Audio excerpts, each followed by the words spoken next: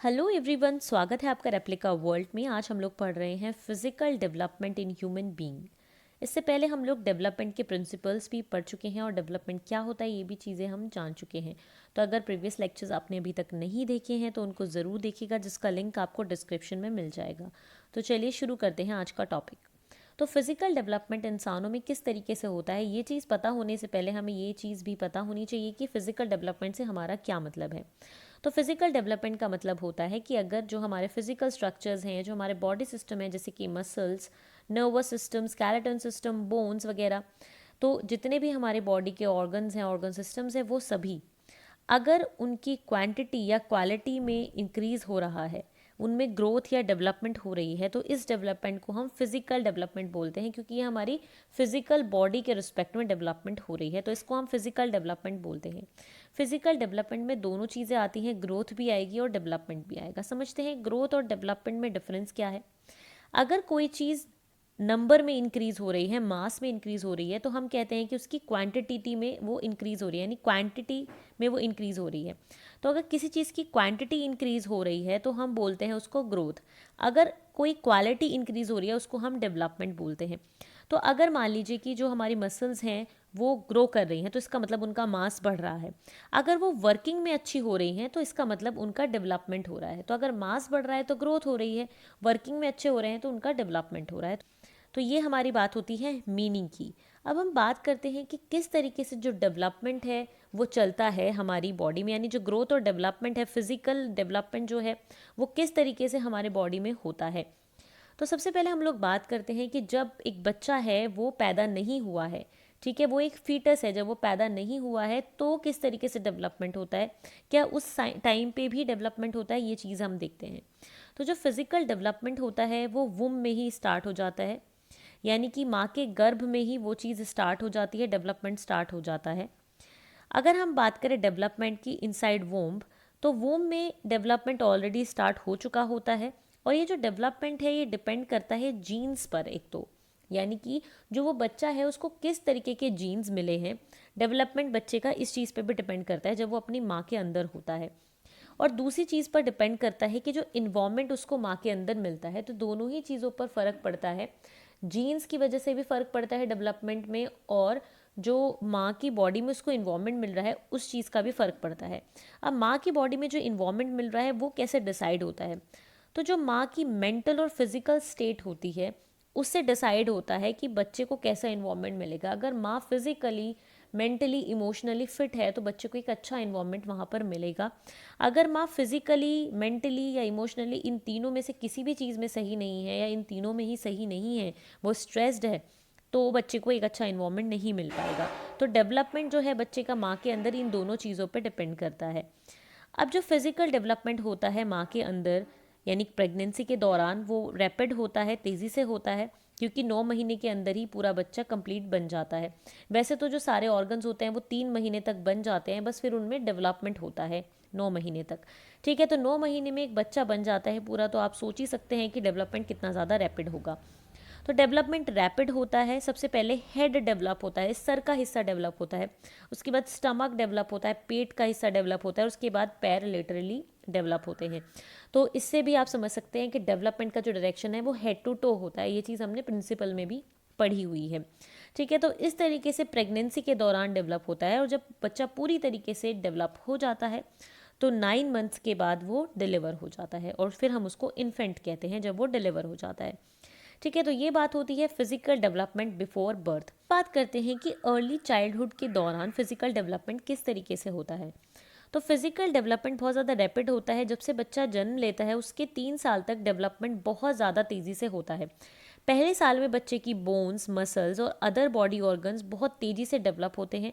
वो इतना तेज़ी से डेवलप होते हैं कि धीरे धीरे पहले वो बैठना सीखता है, फिर खड़ा होना सीखता है, और फिर वो चलना भी सीख जाता है। तो बर्थ से लेके 3 साल तक डेवलपमेंट बहुत बहुत ज़्यादा रैपिड होता है। ठीक है, हर तरीके से बच्चा फिजिकल लेवल पे डेवलप करता है। फिर बात आती है कि 3 साल में क्या होता है। जब वो बच्चा 3 साल का होता है उस टाइम पे जो उसके सेंसेस होते हैं, जो उसकी कॉग्निटिव एबिलिटी होती है, वो भी एक्टिव हो जाती हैं। हालांकि अभी हम उसके बारे में बात नहीं करेंगे क्योंकि हम फिजिकल डेवलपमेंट के बारे में बात कर रहे हैं। पर इतना ज़रूर है कि इस दौरान क्या होता है कि जो हमारा ब्रेन है वो फिज़िकली भी 60% तक डेवलप कर जाता है, क्योंकि ब्रेन जो होता है वो भी डेवलप करता है हमारा, ठीक है। इसको हम डिटेल में कॉग्निटिव डेवलपमेंट में भी समझेंगे। तो जो हमारे फिजिकल ऑर्गन्स होते हैं वो 3 साल तक बहुत तेज़ी से डेवलप होते हैं। उसके बाद अगर हम बात करें 3 से 6 साल के बीच में, तो जो फिजिकल ऑर्गन्स होते हैं वो स्लो रेट से डेवलप करते हैं बिटवीन 3 to 6 ईयर। तो 3 से 6 साल के बीच में बच्चे के जो ऑर्गन होते हैं वो इतना रैपिडली डेवलप नहीं करते हैं जितना वो बर्थ से लेके 3 साल के बीच में कर रहे थे। 3 to 6 ईयर की एज के बीच में जो रेट ऑफ डेवलपमेंट होता है फिजिकल ऑर्गन्स का वो थोड़ा सा धीरे हो जाता है। बट जो ऑर्गन्स डेवलप हुए हैं हमारे ऑलरेडी, उनकी कैपेबिलिटी इंक्रीज होने लगती है। तो कहने का मतलब ये है कि वो शुरू में तो ग्रो कर रहे थे, अपना एक साइज अटेन कर रहे थे, ठीक है, और इस तरीके से वो ग्रोथ हो रही थी, उनकी डेवलपमेंट हो रहा था। पर जो वर्किंग कैपेबिलिटी है वो इंक्रीज होती है 3 से 6 साल के बीच में। तो जितना उनको ग्रो करना था उतना उन्होंने रैपिडली ग्रो कर लिया, पर अब 3 से 6 साल में उनकी वर्किंग कैपेबिलिटी एनहेंस होती है। अब बात करते हैं कि फिजिकल डेवलपमेंट मिड चाइल्डहुड में कैसा होता है, यानी 6 से 9 साल तक में या 9 से 12 साल तक में किस तरीके से हमारा जो फिजिकल डेवलपमेंट है वो होता है। तो 6 से 9 साल के बीच में जो बच्चा होता है उसका वेट और हाइट भी बढ़ती है, यानी कि बच्चे का वेट बढ़ना शुरू हो जाता है, हाइट भी बढ़नी शुरू हो जाती है, और वो फिजिकली स्ट्रांग होने लगता है, उसकी फिजिकल कैपेबिलिटीज़ भी बढ़ने लगती हैं। उसके 28 दांत आ जाते हैं, ठीक है। और उसके बाद 9 से 12 साल की अगर हम बात करें तो जो फिजिकल डेवलपमेंट उसका 6 से 9 साल के बीच में हुआ है, फिर वो स्ट्रेंथन होता है, ठीक है।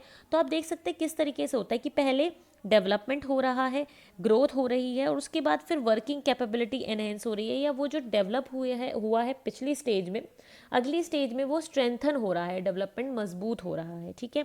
तो 9 से 12 ईयर की एज में फिजिकल डेवलपमेंट जो है स्ट्रेंथ लेता है, ठीक है। अब हम बात करते हैं नेक्स्ट स्टेज की, जो कि है अडोलेसेंस।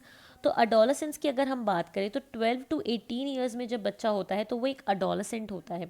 तो अडोलेसेंट की जो हाइट और वेट होता है वो अचानक से बढ़ता है। आपने देखा होगा कि बच्चे एकदम से हाइट में बढ़ जाते हैं। ज़्यादातर लड़कों की हाइट हमने देखी है कि पहले तो वो छोटे ही होते हैं और फिर अचानक से उनकी हाइट जो है बढ़ी हुई नज़र आती है। अगर हम फीमेल्स की बात करें तो उनकी हाइट तो बढ़ती है, साथ सच में उनके वेट में भी आपको इंक्रीज़ दिखने लगता है। उनकी जो थाइज़ हैं वो और ज़्यादा मस्कुलर हो जाती हैं। तो इस तरीके के बहुत सारे चेंजेस देखने को मिलते हैं। आप ये भी देखते हैं कि जो गर्ल्स होती हैं वो थोड़ी और ज़्यादा अच्छा लगना शुरू हो जाती है उनका बॉडी का स्ट्रक्चर, जबकि जो बॉयज़ होते हैं उनकी मुस्टैशेज़ आने लगती है, बियर्ड आने लगती है, यानी दाढ़ी मूंछ भी आने लगती है, उनके जो हाथ होते हैं, पैर होते हैं, उन पे हेयर्स भी आने लगते हैं। तो इस तरीके के चेंजेस आपको देखने को मिलते हैं अडोलेसेंस के दौरान। तो ये सब फिजिकल चेंजेस में ही आता है और उनकी हाइट और वेट बढ़ने लगता है। उसके बाद जो उनकी मसल्स होती हैं वो स्ट्रॉन्गर हो जाती हैं, ठीक है, ग्रो करती हैं और स्ट्रॉन्गर हो जाती है। आपने देखा है कि बॉयज़ मस्कुलर हो जाते हैं और जो गर्ल्स होती हैं उनकी बॉडी थिकर हो जाती है। इसके अलावा अगर हम बात करें इस एज में जो हमारी लड़कियां होती हैं 12 to 14 ईयर्स ऑफ एज में, उनको ज़्यादा ग्रोथ उनके अंदर देखने को मिलती है, यानी 12 से 14 साल के बीच में लड़कियों की जो ग्रोथ होती है वो ज़्यादा तेज़ी से होती है, जबकि जो लड़के होते हैं उनकी ज़्यादा ग्रोथ 14 से 18 साल के बीच में होती है। तो ये चीज़ भी हमें ध्यान रखनी है कि 12 से 14 साल की उम्र में तो लड़कियों की ग्रोथ ज़्यादा होती है, जबकि 14 से 18 साल के बीच में बॉयज़ की ग्रोथ ज़्यादा होती है एज़ कम्पेयर टू गर्ल्स। बाकी अगर हम और चेंजेस की बात करें तो अडोलेसेंस के दौरान लड़कों और लड़कियों दोनों में ही बोन्स भी बहुत ज़्यादा मजबूत होती हैं, बोन की डेंसिटी बढ़ती है, इंटरनल और एक्सटर्नल ऑर्गन्स पूरी तरीके से डेवलप हो जाते हैं इस एज तक। जो गोनैड्स होते हैं वो भी एक्टिव हो जाते हैं गर्ल्स में 13 साल की उम्र में और बॉयज़ में 15 साल की उम्र में। इस वजह से वो सेक्सुअली एक्टिव हो जाते हैं और इसी कारण से वो अपने फिजिकल ऑर्गन की तरफ अट्रैक्ट होते हैं और कोशिश करते हैं कि हम स्ट्रॉन्गर दिखें, अट्रैक्टिव दिखें, और साथ साथ में वो अपोजिट सेक्स की तरफ भी अट्रैक्ट होते हैं, यानी लड़कियां लड़कों की तरफ और लड़के लड़कियों की तरफ अट्रैक्ट होते हैं इस एज में। इस तरीके से डेवलपमेंट होता है हमारा ड्यूरिंग अडोलेसेंस। तो इस तरीके से आज हमने देखा कि कैसे फिजिकल डेवलपमेंट होता है ह्यूमंस का एट डिफरेंट स्टेजेस, कि कैसे जब वो बर्थ से पहले कैसे होता है और बर्थ के बाद डिफरेंट स्टेजेस में किस तरीके से डेवलपमेंट होता है। तो आज के लिए सिर्फ इतना ही। मैं उम्मीद करती हूँ ये लेक्चर आपको पसंद आया होगा। अगर पसंद आए तो लाइक ज़रूर करें, शेयर करें और एप्लीकेबल को सब्सक्राइब करें।